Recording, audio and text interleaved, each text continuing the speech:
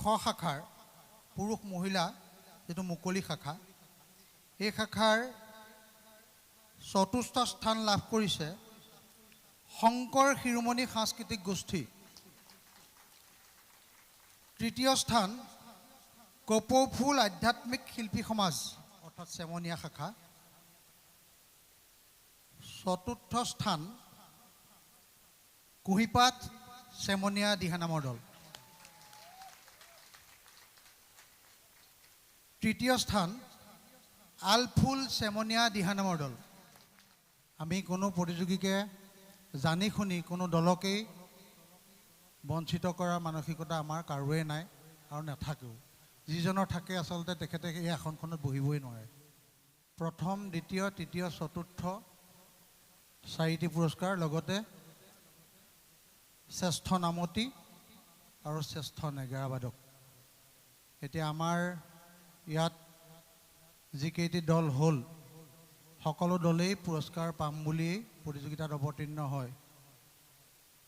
কিন্তু যিহেতু আমি চাৰিগৰাকী বিচাৰক এই বিচাৰকৰ আসনত আপোনালোকে নিমন্ত্ৰণ কৰি আনি আমাক ইয়াত বহুৱালে আৰু আমি যিমান দূৰ পাৰিছোঁ নিখুঁতভাৱে এই বিচাৰ প্ৰক্ৰিয়া সমাপ্ত কৰিবলৈ চেষ্টা কৰিছোঁ। অজানিতে যদি ক'ৰবাত ভুল ত্ৰুটি ৰৈ গৈছে আপোনালোকে আমাক ক্ষমা কৰিব। আমি আচলতে এই অমূল্য সৃষ্টিৰাজিৰ বিচাৰ কৰিব পৰা যোগ্যতা কিমান আছে আমি নাজানো, কিন্তু আমি বিভিন্ন ঠাইত ৰাইজৰ আহ্বানৰ প্ৰতি সন্মতি প্ৰকাশ কৰি বিচাৰকৰ আসনত অলংকৃত কৰে আৰু আমিও এই আসনত বহোঁ খুব ভয়ে ভয়ে। আমি কোনো প্ৰতিযোগীকে জানি শুনি কোনো দলকেই বঞ্চিত কৰাৰ মানসিকতা আমাৰ কাৰোৱে নাই আৰু নাথাকেও। যিজনৰ থাকে আচলতে তেখেতে এই আসনখনত বহিবই নোৱাৰে আৰু তেনেকুৱা বিচাৰক নবহাটো ভাল, নহাটোও ভাল আৰু আমি সেই শাৰী বিচাৰক নহয় বুলি নিজকে ভাবোঁ। যে কি নহওক, আমি যিকেইটি দলে প্ৰতিযোগিতাত অৱতীৰ্ণ হ'ল সকলো দললৈকে আন্তৰিক কৃতজ্ঞতা জ্ঞাপন কৰিছোঁ আৰু আমাৰ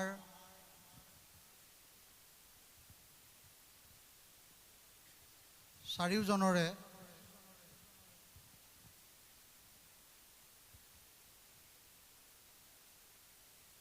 যিখিনি মাৰ্কিং প্ৰতিটো দলক যেনেধৰণে মাৰ্ক দিয়া হ'ল সেই মাৰ্কসমূহ যোগ কৰি চাৰিজনৰ ভিতৰত আমি যেনেকুৱা ধৰণে প্ৰথম, দ্বিতীয়, তৃতীয়, চতুৰ্থ পালোঁ মই আপোনালোকৰ আগত নামখিনি ঘোষণা কৰি দিছোঁ।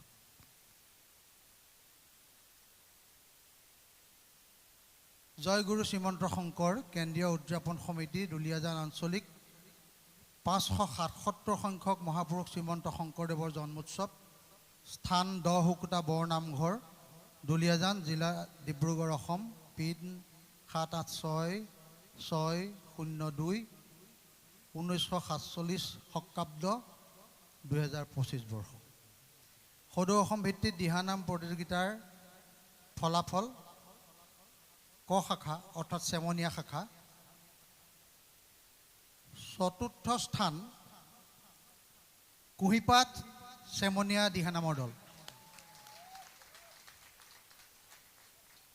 তৃতীয় স্থান আলফুল চেমনীয়া দিহানামৰ দল। দ্বিতীয় স্থান কপৌফুল সাংস্কৃতিক গোষ্ঠী চেমনীয়া দিহানামৰ দল। প্ৰথম স্থান কোন হ'ব বাৰু আপোনালোকে ভাবিবনে? ধন্যবাদ। সপ্তসুৰ চেমনীয়া দিহানামৰ দল। শ্ৰেষ্ঠ নামতি সপ্তসুৰ দিহানামৰ দল।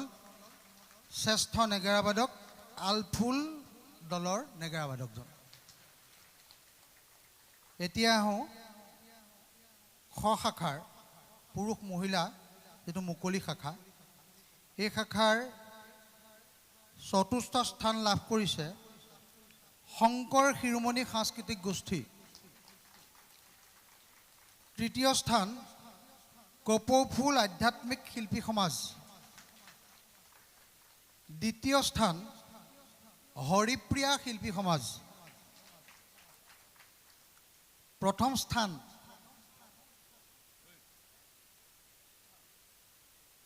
ক'ব নেকি দৰ্শকৰ ফালৰ পৰা? সমন্বয় শিল্পী সমাজ, শ্ৰেষ্ঠ নেগেৰাবাদক সমন্বয় শিল্পী সমাজ, শ্ৰেষ্ঠ নামতি পাৰিজাত সাংস্কৃতিক গোষ্ঠী। এইখিনিতে আমি এটা কথা উল্লেখ কৰা ভাল হ'ব, কেইটিমান দল, 5টা দল, 5টি দলে যিহেতু সমিতিয়ে এখন নিয়মাৱলী যুগুতাই দিছে, আপোনালোকে সকলোৱে দেখিছে কিমানজন সংগতকাৰী থাকিব পাৰিব বা কিমান সময়ত দিহানামভাগ পৰিৱেশন কৰিব পাৰিব। আমি দেখা পালোঁ যে 5টি দলে নিৰ্দিষ্ট কৰি দিয়া সময় অতিক্ৰম কৰি গৈছে।